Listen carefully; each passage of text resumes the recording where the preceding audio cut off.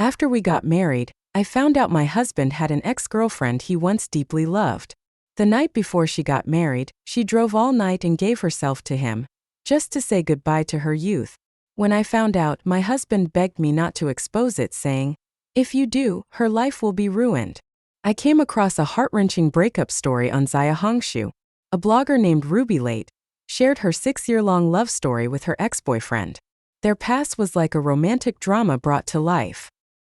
He was a good-looking, well-off and top student. She, on the other hand, was an ordinary-looking girl from a regular family and a poor student. But none of that stopped him from loving her. He fought for her, skipped classes for her, changed his university entrance exam plans for her, and did all sorts of crazy things for her. But in the end, they still broke up because his mother strongly disapproved. After the breakup, they moved to different places, deleted all contact information, and never spoke to each other again. But the girl couldn't move on. She originally planned to stay single for life. Having experienced the most dazzling kind of love, she could no longer settle for less. However, as she grew older, her parents became more and more worried about her future. This year, her mother was diagnosed with cancer, and her dying wish was to see her daughter get married. She couldn't let her mother down and had no choice but to marry someone random. In 3 days, she was going to be another man's bride. After much thought, she decided to go wild one last time. She drove for a day and a night, crossing half of China to the city where her ex-boyfriend lived, just to see him. She wore the matching clothes they had from their relationship, tied her hair into the bun he loved the most and called him. "I just want to see him one last time, give him one last hug and officially say goodbye to my youth." What a deeply moving love story. If the male lead wasn't my husband, 记忆已更新. Here's the continuation of the translation. For me, today was supposed to be a day of great joy. I found out I was pregnant. Damien Whitfield and I had been married for 3 years, and because I wanted to focus on my career, we hadn't planned for children. Damien always respected my decision. But a little over 3 months ago, on his birthday, he suddenly made a heartfelt wish. He wanted a child. He said that at 32, with a successful career, he felt fully capable, both mentally and financially, of being a responsible father. "I'll do everything I can to be a good dad, making up for all the love I missed out on as a child. I want our baby to grow up without any expectations, freely and happily. I want to watch them grow up, almost like reliving my own childhood. Juliana, will you fulfill this wish for me?" As he said this, his dark eyes stared deeply into mine, filled with longing and affection. I felt like my heart was trapped in a big net, tingling, tender, and aching all at once. Damien grew up in a single-parent household. Because his father wasn't around, his mother was especially strict with him, and their relationship was always distant. So when he expressed his desire to have a child of his own, it was hard for me not to be moved. Besides, I was nearing 30 and my career had stabilized. It was time to think about having a baby. From that day on, we started actively trying for a child. During that time, we both felt the growing anticipation for the arrival of this new life. That's why, as soon as I got the results from the hospital, I couldn't wait to tell Damien to come home early. I had a surprise for him. He quickly replied with a sure. The next second he followed up asking, "Is it the kind of surprise I'm thinking of?" I teased him. "It's a secret." He sent back a fireworks emoji. Clearly, he already knew what the surprise was. Even though the surprise was spoiled, I didn't mind too much. In fact, it showed how much he, like me, longed for this baby's arrival. I was in such a good mood when I got home. Then Damien called. He apologized profusely, saying there was an urgent situation at work that required his personal attention. I might have to stay out of town for a few days. His voice was full of guilt. As the company's founder, his schedule was always packed, but it was rare for him to have to go on a sudden business trip like this. I didn't think much of it, assuming it was a real emergency. I even asked him if he needed me to pack his luggage and bring it to his office. He paused, then quickly said, "No need, I have spare travel essentials at the office.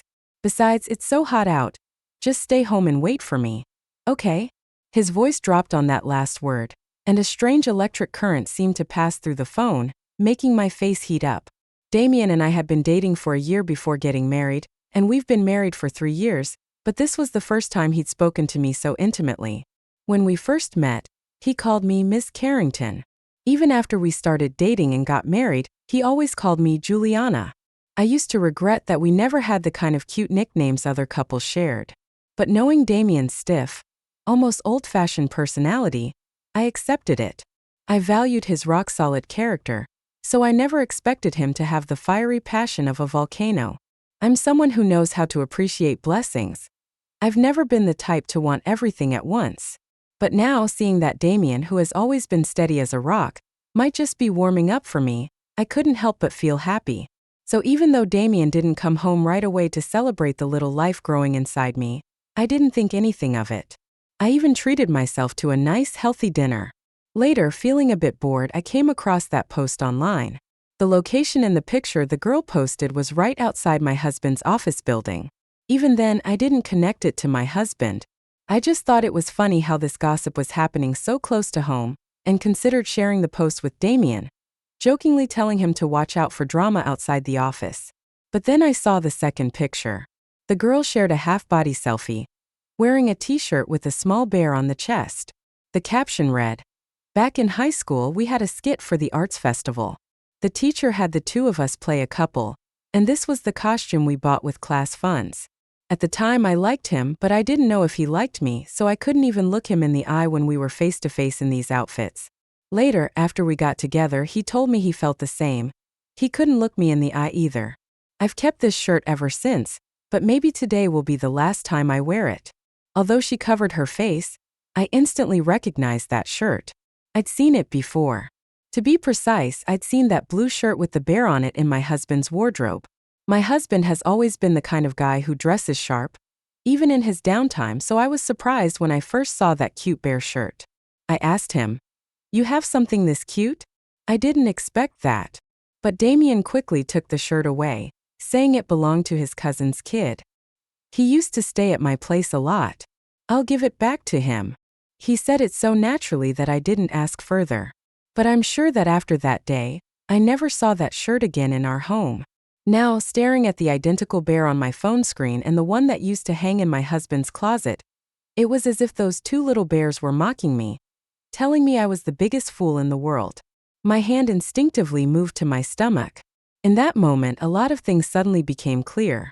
For instance, why Damien was always so gentle and certain with me. I've known him for 4 years, and from the moment he started pursuing me, he's always been a mature, independent person. He's always been a gentleman, polite and respectful. He respected my preferences, accepted my choices, and remembered every holiday and anniversary, always giving me thoughtful gifts. But he never called me by a nickname, never wore matching couple outfits with me, and even when we walked down the street together, he rarely held my hand. When I complained, he just looked at me helplessly and apologized. He said his upbringing didn't teach him how to be close to a loved one. Being too close makes me uncomfortable. When he said that, he looked lost and full of regret, like a child who didn't know what to do. It melted my heart, so I never pushed him to do things that made him uncomfortable. Turns out, pitying a man will doom you for life. It wasn't the closeness that made him uncomfortable. It was me. But back then, he was the one who chased after me. Tears blurred my vision. I felt so wronged, so furious I could barely stand it. But I forced myself to stay calm and called Damien's assistant. I asked, "Has Mr. Whitfield left the office? Why isn't he home yet?"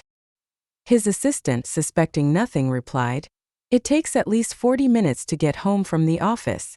The boss left just 10 minutes ago, so he'll be home soon." The assistant had worked with Damien for 8 years and was practically his right-hand man. If even he didn't know about the business trip, it could only mean Damien wasn't on one. After hearing that, I felt like I'd fallen into an icy abyss. For the first time in my life, I realized I'd been living in a giant lie. After taking a deep breath, I opened the girl's social media account again. Under her half-body selfie, countless people were waiting for updates. Many were encouraging her, saying that seeing her was like seeing themselves in hopeless love. "I wish I could be as brave as you," some advised her, saying that missed connections only meant the two people weren't right for each other, and staying stuck in the past would only hurt her. "You have to look forward in life. Interrupting your ex's life like this is bad for everyone." Only a few scattered comments condemned her actions, calling them unethical. Aren't you getting married? How can you do this to your fiancé? But these isolated remarks were quickly drowned out by a flood of sympathetic and supportive replies. She's not trying to cause trouble, just meeting him one last time. What's wrong with that?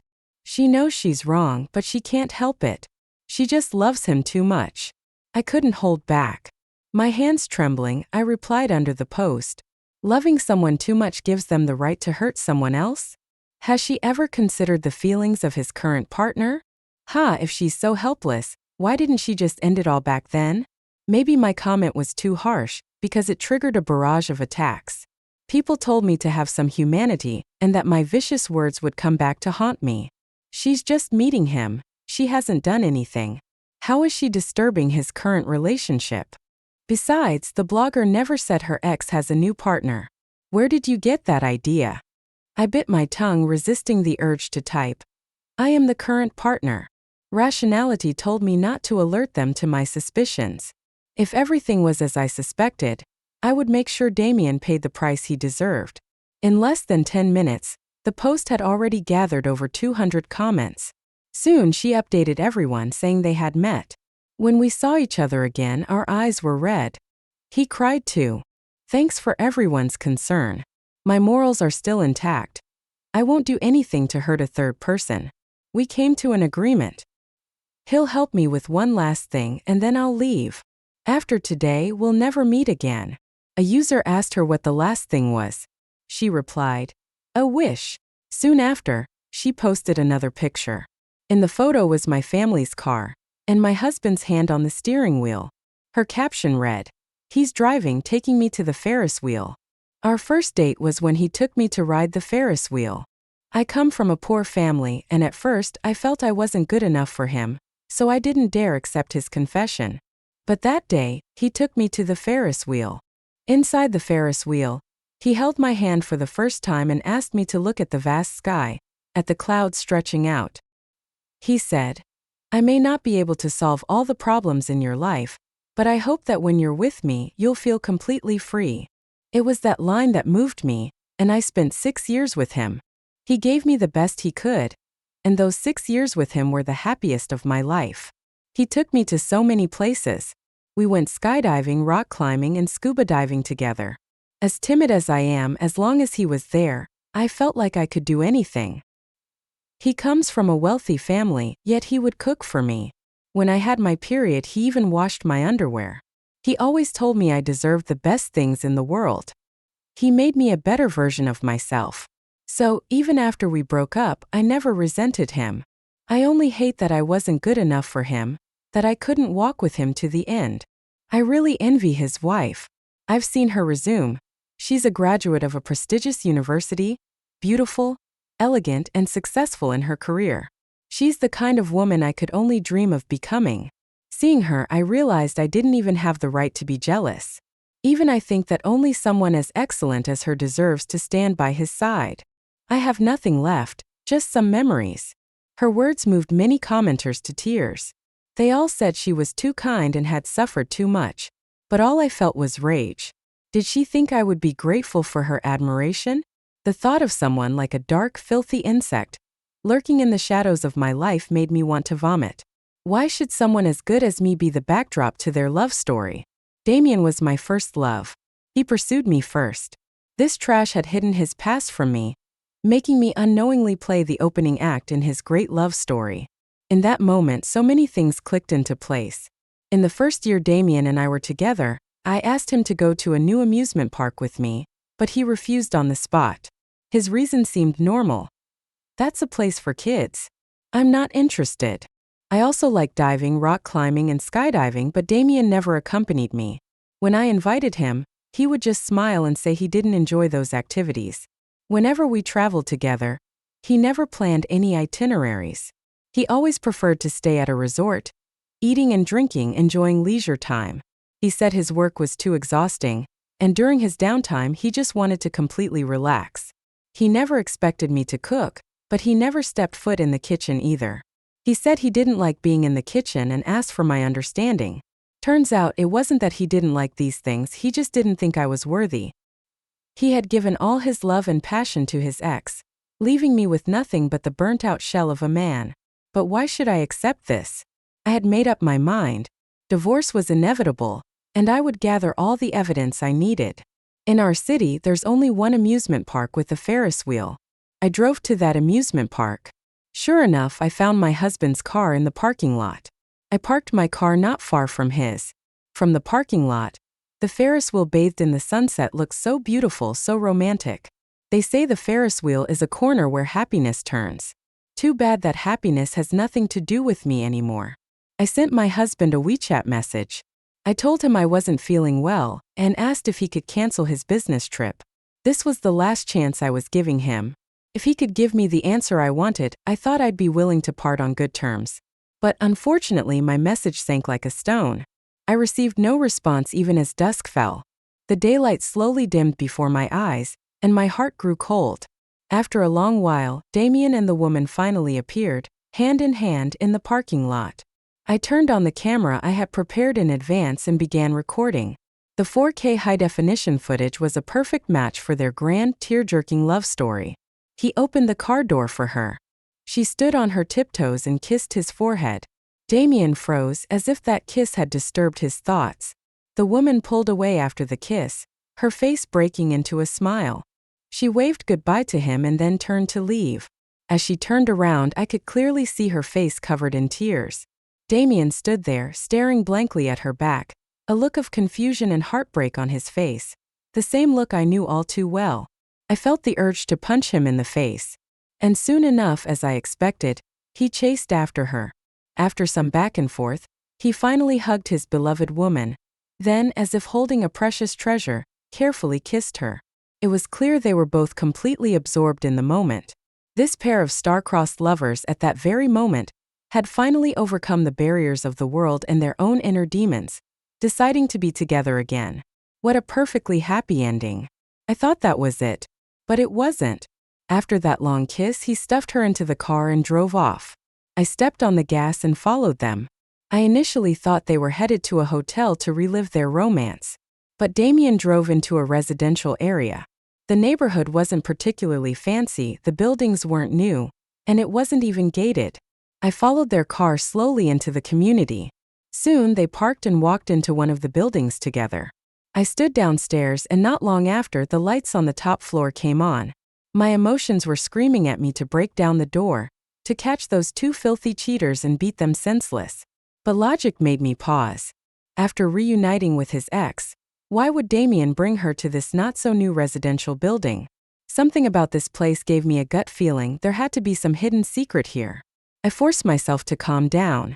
I sent the address to my best friend, Talia, and told her to come quickly. I was about to confront them, and I was afraid I couldn't handle the two of them alone. Talia asked, "What are you doing at that place so late at night? You're not catching Damien cheating, are you?" She joked. At that, my tears finally spilled over uncontrollably. Talia immediately sensed something was wrong, her voice rising by several octaves. "No way, don't tell me I was right?" I struggled to suppress the sobs in my voice. "Yes, I'm catching him cheating. Are you coming or not?" Talia's voice turned completely serious. "Stay there. Don't do anything rash. No matter what happens, wait until I get there." After hanging up, I broke down in tears, sobbing uncontrollably in the dimness of my car. To say I wasn't hurt or heartbroken would be a lie. My family wasn't a happy one. When I was 6, my father left my mother after having an affair. When I was 12, my mother died of cancer, and I became a person without a home. I had always longed for the warmth of a family.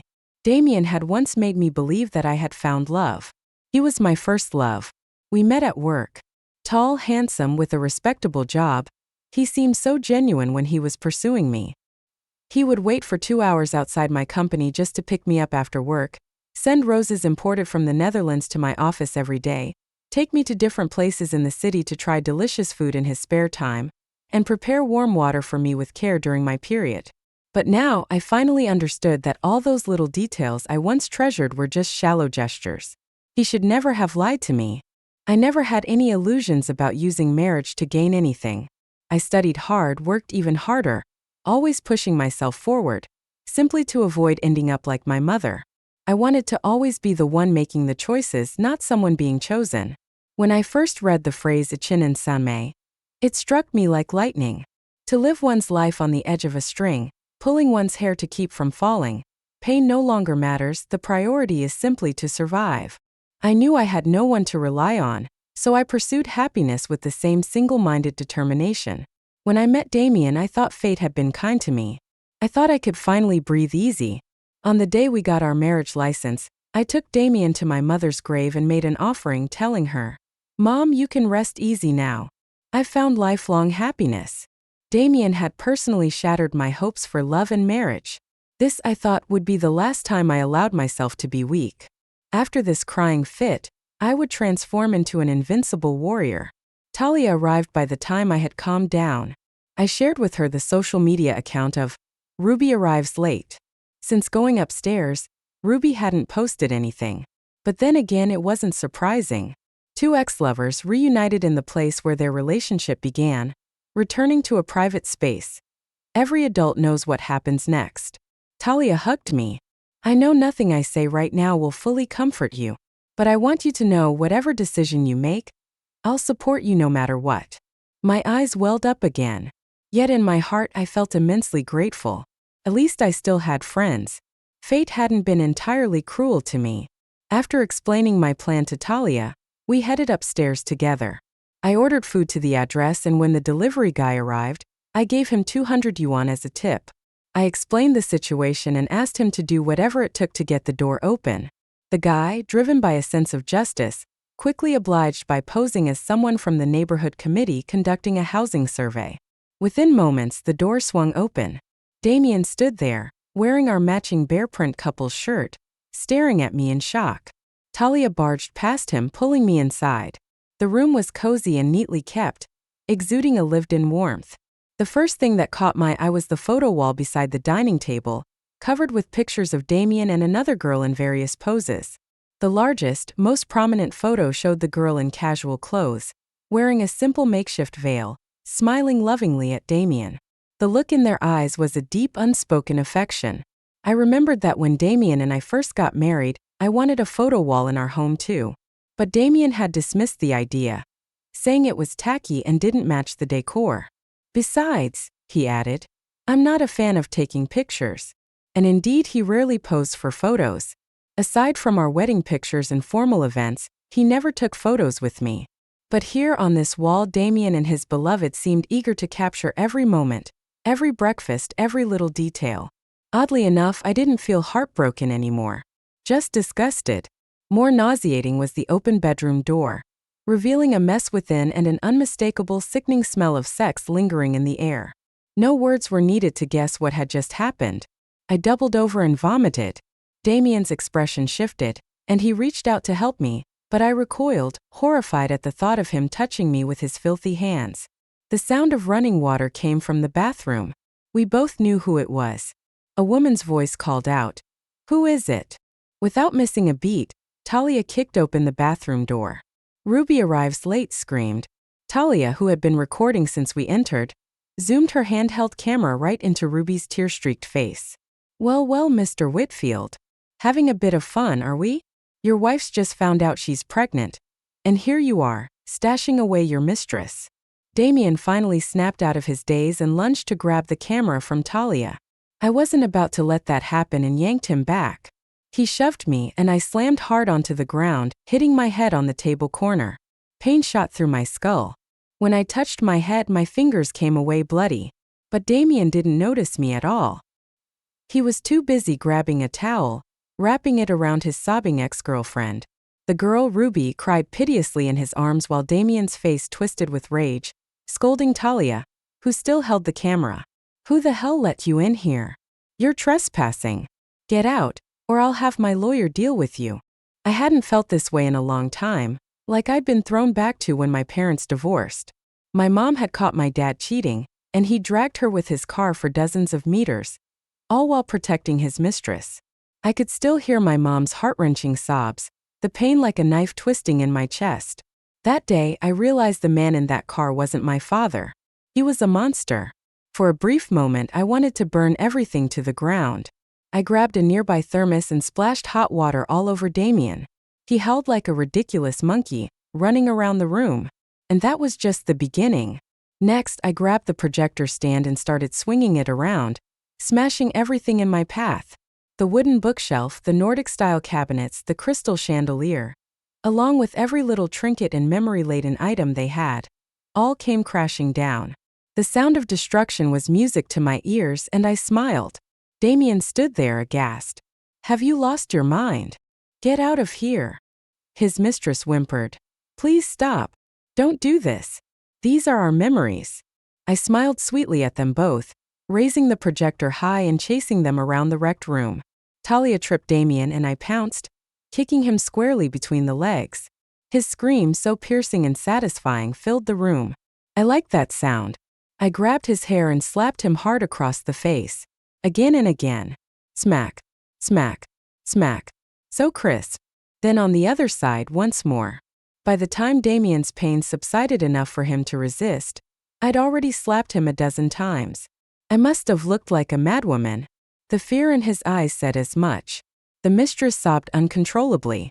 "Stop hitting him, please. It's all my fault, not his." Damien looked at her with pity, consoling her. "It's not your fault. Don't blame yourself."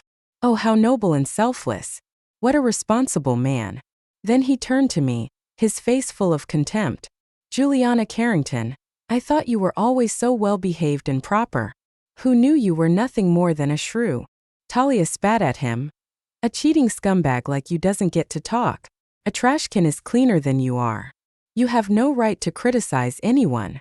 Damien's chest heaved with rage, but he ignored Talia and focused on me instead. "Did she put you up to this? You need to wake up and stop letting her poison you. She's bitter because she's not married, and she can't stand to see you happy. Do you even realize how much damage you've done? How are we supposed to fix this?" I laughed bitterly. How could I have been so blind not to see what an egotistical jerk he was? Fix it? We'll fix it by getting divorced, you idiot. I told him I'd have my lawyer draft up the divorce papers in the next few days. I'll take the house, the car, the savings. As for your company shares, I won't be greedy. 50-50. Damien sneered. "Juliana, why would I give you any of that?" I picked up the camera and smiled. "Because of this video, of course. If I'm not mistaken, your dear ex here traveled thousands of miles to sleep with you just before her wedding. What do you think will happen if I make this video public? Who will be the one left humiliated?" I reminded him his company was about to go public. A scandal like this could ruin everything. What I was asking for was nothing compared to what he stood to lose. Damien's face turned red with anger as he accused me. "I never realized you were such a gold digger. I've completely misjudged you." I laughed. "That's fine. You can correct your mistake now. But you never misjudged your ex, did you? If you loved her so much, why didn't you marry her? Or did her low education, her looks, or her status make her not good enough for you?" At this, both Damien and his mistress turned pale. The third party was almost ready to jump up in anger. "You shut up. You don't know anything about our past. What right do you have to spout nonsense here?" After being here for so long, I finally looked directly at her. Initially, I didn't plan to make things difficult for her. After all, while she may be despicable, the man is even worse. It was the man who formed a contract with me, and no matter how much filth is outside, it wouldn't get into his mouth unless he's a dog. From start to finish, the one I was angry and furious with was this dog of a man I had chosen. But since the third party was eager to step forward and get insulted, I didn't mind throwing a few barbs at her. I looked at her with disdain. "You went to such lengths to throw yourself at him, putting yourself in such a pitiful and pathetic position. Don't you realize? If this man truly loved you, why didn't he marry you?" I refuse to believe that in this modern socialist country, there's any external reason why people can't get married. He didn't marry you because he thinks you're not worthy. Unfortunately, you can never wake someone who's pretending to sleep. The third party, even after this direct hit, chose to bury her head in the sand like a fool. She stubbornly shouted at me, "What do you know?" Then again, how could someone like you, born with privilege, graduating from elite schools, and standing at the top of society, ever understand the struggles of someone small like me? Yes, what I've done isn't dignified, but my love is noble. far more so than a marriage based solely on money. What right do you have to look down on me? A cicada can't comprehend the change of seasons, just as a mayfly can't grasp the passage of years. What's the point of reasoning with a bug? I chuckled. Fine, I don't understand. I just wish you both eternal happiness. Stay together and don't come out here to discuss the rest of us. After parting ways with Damien and Ruby, Talia asked me what I planned to do next. I knew she was asking about the baby. I touched my abdomen, my voice difficult but firm. The father of this child is garbage. If I bring this child into the world, they would only feel ashamed of existing here. The greatest wisdom for adults is knowing not to bring a life into this world lightly. After sleeping for an entire day at home, I went to the hospital for an exam. The doctor told me the embryo was developing very healthily and asked if I was certain about my decision. I said yes. After leaving the hospital, I received a call from Damien, but I didn't answer it. For the next week he called me countless times, but I didn't pick up. What could he possibly say?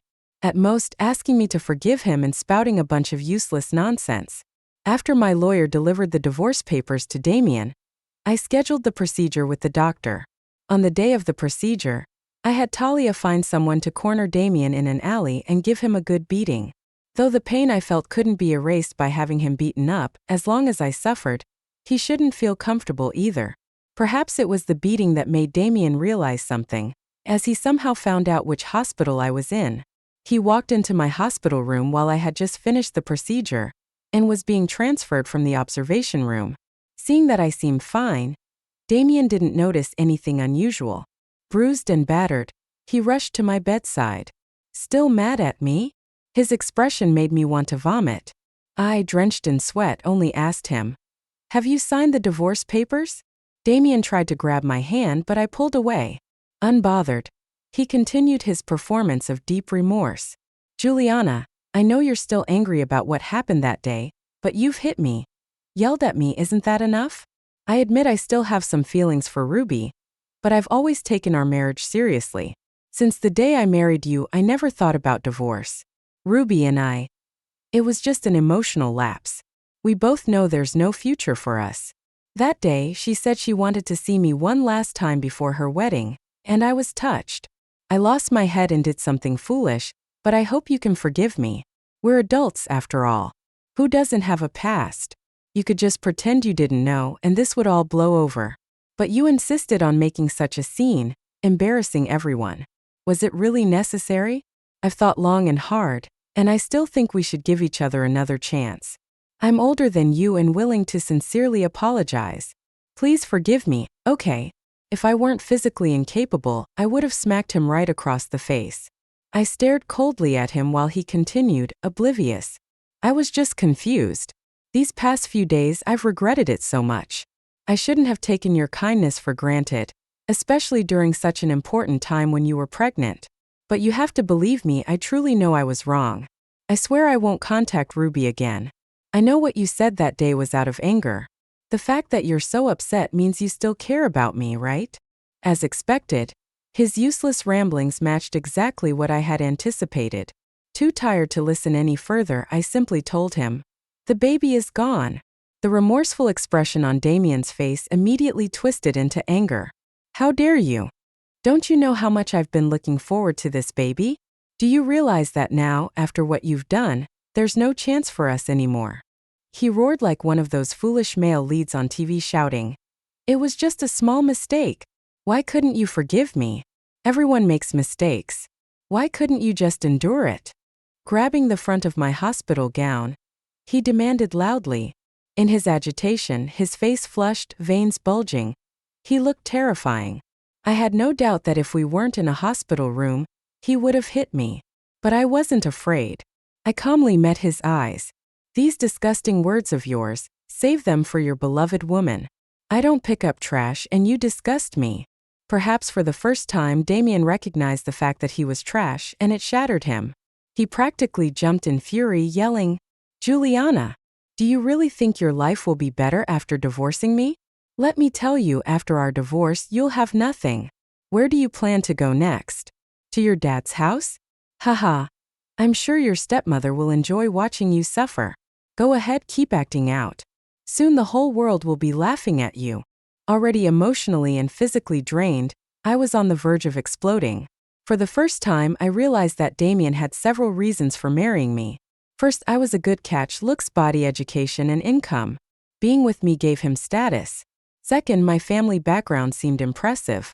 Even though I stayed with my mom after my parents divorced, my dad held a top position in our city's administration, commanding the respect of many business people. This meant that when Damien was negotiating deals or securing sponsorships, he could use my dad's name. Finally, my dad and stepmom had a daughter and we weren't close. That distance meant Damien didn't need to put in much effort with my dad, but could still leverage his influence to attract investors. In other words, marrying me brought Damien multiple benefits without any obligations. For him to do what he's done and say what he said, it was clear that he believed no one was backing me and that he could easily manipulate me. But he was wrong about me. Despite the intense physical and emotional pain, I deliberately looked at Damien from the corner of my eye. The one who's about to lose everything is you. Since you brought up my dad and stepmom, let me tell you something. The only thing they taught me is never to rely on others for salvation. My voice was calm, but Damien was visibly shaken. I smiled faintly. From the moment you betrayed me, I already had a plan in place to divorce you. From now on, get ready for what's coming. Damien was enraged. Juliana, I completely misjudged you. I didn't expect you to be so calculating, planning from the start to divorce me and take my assets. So, that's what he was worried about, the possibility of me taking his money through the divorce. How ridiculous. Without hesitation, I dialed Ruby's number right in front of him. Hello? Ruby. Damien came begging me not to divorce him. I'll send you the recording so you can judge for yourself whether your great love is worth anything. Don't worry, once he signs the divorce papers, this piece of trash is all yours. I hit send, sharing the recording of Damien's pleading with Ruby. Seeing what I'd done, Damien was furious, his fists clenched. But I wasn't afraid. I was sure that, surrounded by hospital cameras, he wouldn't dare to act out. Sure enough, soon after, Talia and the nurses came and drove him out. After Damien left, Talia cried for me out of concern, but I didn't shed a single tear. It would be a lie to say I wasn't upset, but as adults we have to take responsibility for our choices. Marrying the wrong person isn't the worst thing. It's lacking the courage to admit it and continuing down the wrong path. I was lucky to have the courage and opportunity to choose again. Damien came looking for me several more times, but each time Talia chased him away. On the last visit, I told him directly that if he refused to divorce, we'd settle it in court. With the evidence I held over him, Damien was finally scared enough to agree to the divorce. I ended up with a substantial settlement, including all our savings, our $2 million marital home, and 1/3 of Damien's company shares. Oh, and Damien's love nest. It was a house he purchased after our marriage, which he and Ruby used to rent when they were together. He couldn't bear to give it up after their breakup, so he kept paying the rent. Shortly after we got married, to commemorate his undying love, he decided to buy it. Thanks to that, I got half of the house in the divorce. Damien didn't want to sell it, so he had to give me half the value in cash. After leaving the Civil Affairs Bureau with our divorce certificate, Damien cursed me viciously. I must have been blind to marry such a venomous woman like you. I remained unbothered, wishing him and his beloved Ruby a long and happy life together. His face turned green. I didn't understand. Wasn't that exactly what he had always wanted? Why was he so angry? As per the divorce agreement, I deleted the video of him and Ruby. This was Damien's condition for agreeing to the divorce. I knew exactly what he was thinking. As long as the video wasn't leaked, he could continue to be the CEO of his company, and his investors and business partners would still respect him. His career wouldn't suffer, and rebuilding his life would just be a matter of time. At one point, I had considered exposing the video, burning everything to the ground. But after thinking it over, I realized my life was too precious to waste on someone like Damien. Sure, exposing the video would ruin him, but I would get caught up in the drama as well. Besides, after everything I'd been through with Damien, I realized how little I actually knew him. When I met him, his career was already taking off, and his life was filled with praise and admiration. Even so, he chose me, the most advantageous option for him, over his so-called great love, Ruby. The Damien I thought I knew was just a facade of politeness and humility. Once his scandal came to light and I sought a divorce, I saw his true nature: selfish, arrogant, volatile, and ruthless. He was the one who cheated, yet he acted as if I were the one at fault for exposing it. At the hospital, before he knew I'd terminated the pregnancy, he was still trying to deceive and manipulate me. But once he found out I'd had the abortion, his real reaction confirmed everything I feared. He was an unpredictable, dangerous man. Even though I was tempted to destroy him, I knew it wasn't worth it. Pushing a dog into a corner could lead to a dangerous backlash, and I didn't need that. I was young and my future was still bright. I couldn't let myself get entangled with this vermin any longer. He had hurt me, yes, but living in hatred would only allow him to continue controlling my life. Taking a large portion of his assets and walking away was the best revenge. Once the agreement was signed, everything proceeded smoothly. But after all the assets were transferred to my name, Damien showed up outside my office building and raged. He furiously confronted me. "Juliana, why are you breaking your promise?" I was confused and didn't want to waste time arguing, so I tried to walk away. But he blocked my path, shoving his phone in my face. "Don't play innocent. Explain this." I couldn't help but laugh at the picture he showed me. In the background was Damien's office building, and front and center was a white car with a bright red banner draped across it. The banner read, "Thank you to Damien of Huaxiang Company for taking care of my fiancé day and night." It seemed the person behind this stunt was none other than Ruby's fiancé. I had to admire his creativity. How had he found out all the way from another city? Seeing my laughter, Damien was convinced I was behind the whole spectacle. He was livid, grabbing my collar. "Didn't you say you'd delete the video once you got the money? How do you expect me to take my company public with this mess?" I smirked. "So you thought deleting the video would make your dirty secrets disappear? Maybe you should ask your dear Ruby if she was the one who leaked it." I wasn't sure if Ruby had actually exposed the affair, but I said it anyway just to provoke Damien. As expected, his suspicion of Ruby must have already been brewing, because after a furious glare at me, he immediately pulled out his phone, presumably to call her. At that moment, an elderly hand reached out and slapped him hard across the face twice. Damien assumed I was the one who hit him and was about to explode, but his ears were quickly grabbed and twisted by the real assailant. His mother, Elise. Elise, my ex-mother-in-law, had arrived with her full wrath. Ignoring me completely, she focused on berating Damien. "You piece of trash. I told you to stay away from that whore, Ruby. Didn't I make myself clear? If you get involved with her again, you're no son of mine. Are you trying to kill me? Don't worry if I die, I'll take you down with me. And don't even start with 'she seduced me.' Flies don't land on eggs without cracks. You're just as filthy. Throwing money at her and her family. You're so pathetic, I should have never given birth to you." This was the first time I had ever heard Elise say so much in one go. Up until this point, I'd always thought of her as a silent person. From the time Damien and I started dating to now, it's been over 3 years, and I had only met Elise 3 times. In those limited encounters, she always maintained a dignified smile, agreed with everything, and had no objections. So, I had always had a good impression of her. However, Damien was not close to her and was even somewhat distant. He rarely video called her or spoke of her. I once asked Damien why he wasn't close to his mother, and he said she was too strict when he was young, so he couldn't bond with her as an adult. I felt sorry for him at the time. Now, seeing Elise's terrifyingly ferocious expression, I suddenly recalled Damien's face when he suddenly turned against me on the day of the abortion. His selfishness and brutality were likely due to the fact that his mother was even more terrifying.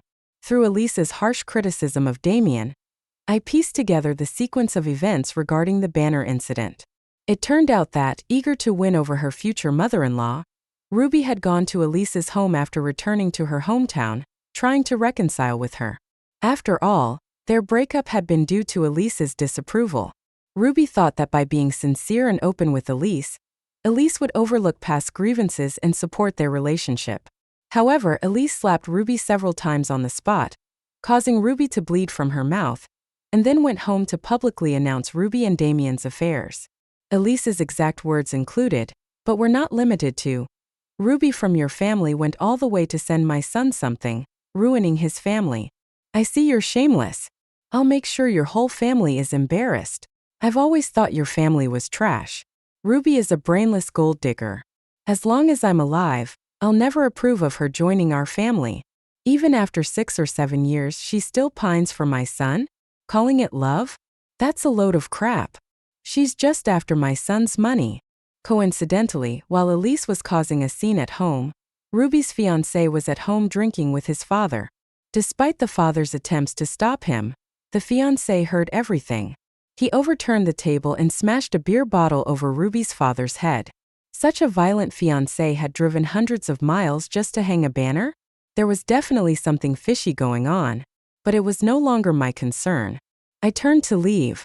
Just as I was about to escape, a burly man suddenly emerged from the crowd, grabbing Elise's hand and stopping her from hitting Damien.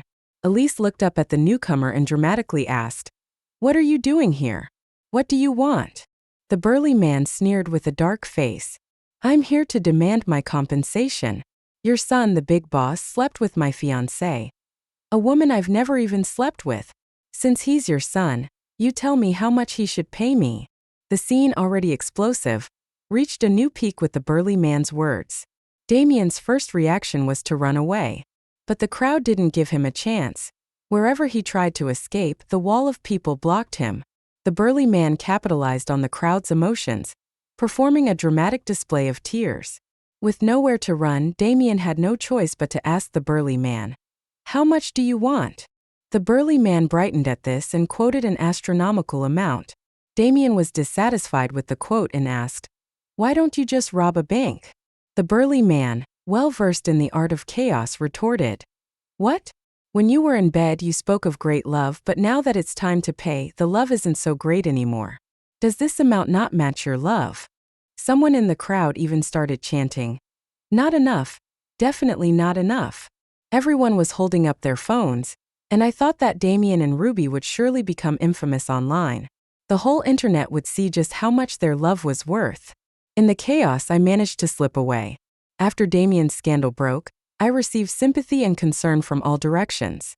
But when people learned I had taken half of Damien's fortune in the divorce, that sympathy turned into jealousy.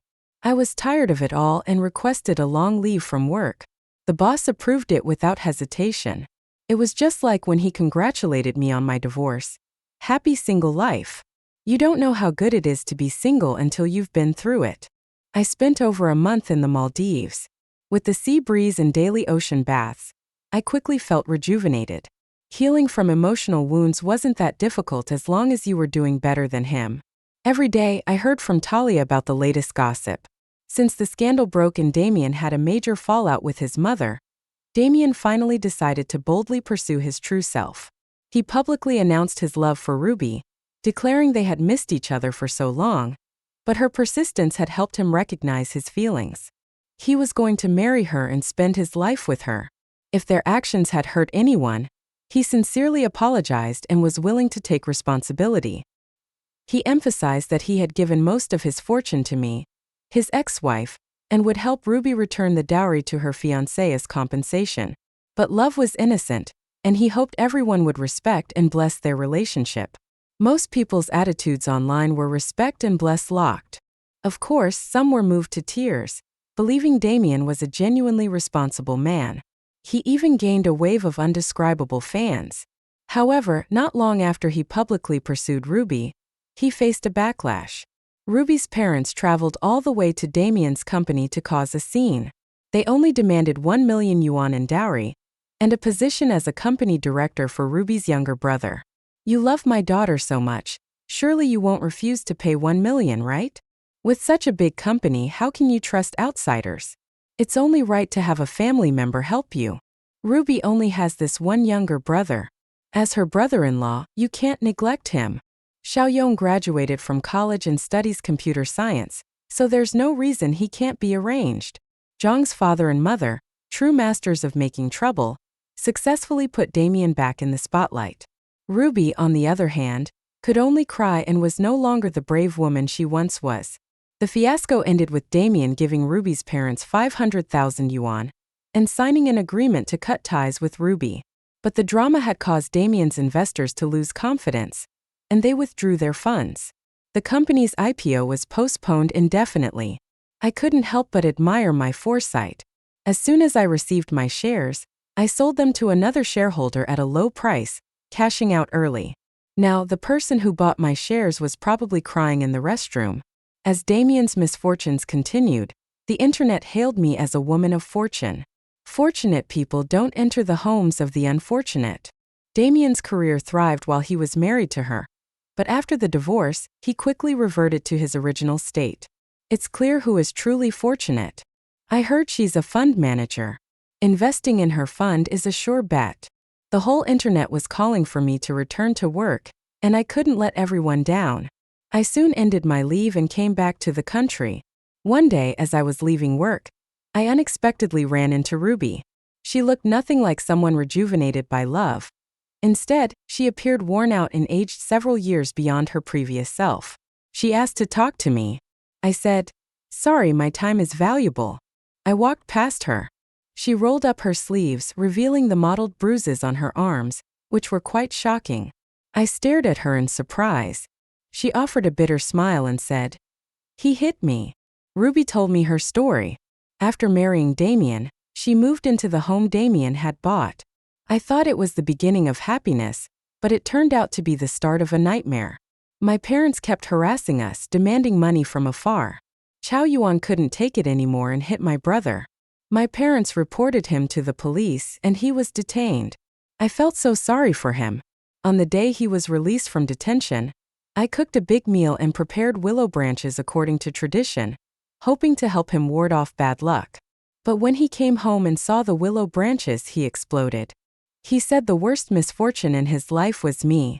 That was the first time he hit me. Since then, he seemed to be possessed. Every time something went wrong, he would hit me. Seeing me suffer, you must be happy, right?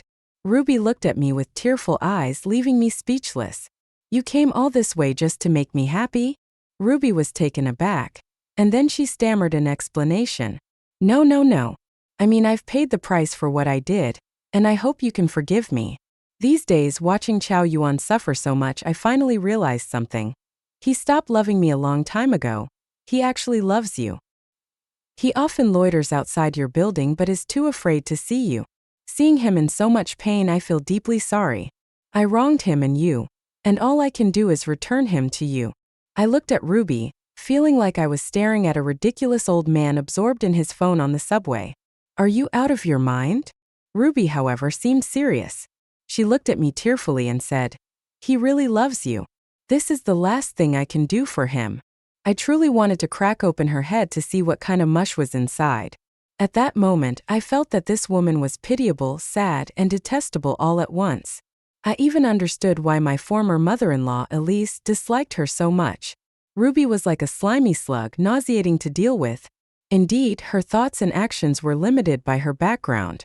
Her family had never given her a proper education, only draining her. She was a pitiful person. But at 32, with higher education, she had many opportunities to escape from her original family and terrible love. But she didn't. She surrendered her life entirely to others. If her parents didn't love her, she relied on love. If men didn't love her, she wanted to self-destruct. She grieved for those who had placed her in the depths of fate, but never for herself. As she spoke these nonsensical words to me, her eyes even sparkled with a saintly glow. She probably thought her sacrifice was very noble. If a person can't even love themselves, who can possibly love them? I sincerely advised her, call the police and have that idiot arrested. This is my final piece of advice. I didn't call the police for her. Everyone ultimately has to be responsible for their own fate. And she never did call the police. The last time I heard about Damien was not from Talia but from the internet. He was trending on the legal news section. The keyword was dismemberment. Yes, he killed Ruby, and it wasn't just poisoning or something simple. He dismembered her. He cooked the parts and fed them to dogs. A garbage collector discovered the remains in the middle of the night and called 911. According to the police's case summary, Damien confessed that the murder was a spur-of-the-moment decision. He said his sleep had been poor recently, So he took sleeping pills and had asked Ruby to wake him up at 7 the next morning. She overslept and didn't wake him. He said, "I had an important meeting that day with a crucial business partner. I had stressed to her several times that she needed to wake me up, and she agreed. But in the morning, she still didn't wake me. When I asked her why, she said she felt sorry for me and wanted me to get a good rest. At that moment, I felt completely desperate. I don't know if you can understand that feeling. Living with someone who just can't grasp what's important, always messing everything up, always dragging me down. I was fed up and I couldn't help but hit her.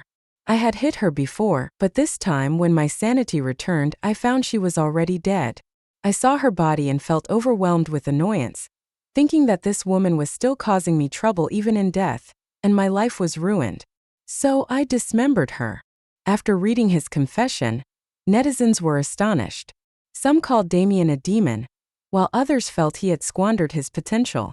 Many doubted his story, questioning how someone could murder and dismember their wife just because she failed to wake them up. After the shock wore off, I realized Damien was indeed a monster, but he was also telling the truth. Back then, Elise didn't approve of their relationship because their college entrance exam scores differed by over 200 points. Damien, in order to be with Ruby, had scored among the top 3 in the city, but didn't apply to prestigious universities like Tsinghua and Beida. Instead, he chose a university in Xiamen. When Elise had beaten Damien in front of me, she had said that Damien couldn't be with someone who would always drag him down. She wouldn't allow it. I think back then, Damien's decision to change his major showed he truly loved Ruby. But after their first breakup, Damien probably subconsciously realized that being with Ruby meant his life would keep spiraling downward. Prideful as he was, he couldn't admit it and shifted the blame for the breakup onto Elise. Later, after he became successful, despite still thinking about Ruby, he didn't seek her out but married me, indicating he had cut ties with her in action. However, people are complex. When she showed up in front of him against all odds, he went mad. Mad enough to forget why they had broken up, and after tearing things apart with me, he thought he could love someone who dragged him down. Then, through a series of coincidences, he reunited with her. But this time, with all the burdens she carried, she dragged him down even faster. Eventually, amidst career setbacks and ruined reputation, he broke down. It wasn't that she failed to wake him up that drove him to kill. It was that, in countless trivial matters, he increasingly saw Ruby only as a hindrance. Ultimately, he was an extremely selfish person. Due to his terrible upbringing, he initially saw his relationship with Ruby as a form of rebellion against his mother. Perhaps he never truly loved her. He only loved himself in the battle against his mother. So when he married Ruby and faced life's disappointments, realizing once again that his mother had been right, he became enraged and killed her. Ruby had a chance to escape if she had listened to me and reported it early on. But if she were the type to call the police, how could she have driven thousands of miles to see a man who had already abandoned her before their wedding? The gears of fate had started turning a long time ago, rolling towards this inevitable conclusion. Fortunately, I was far removed from all of it.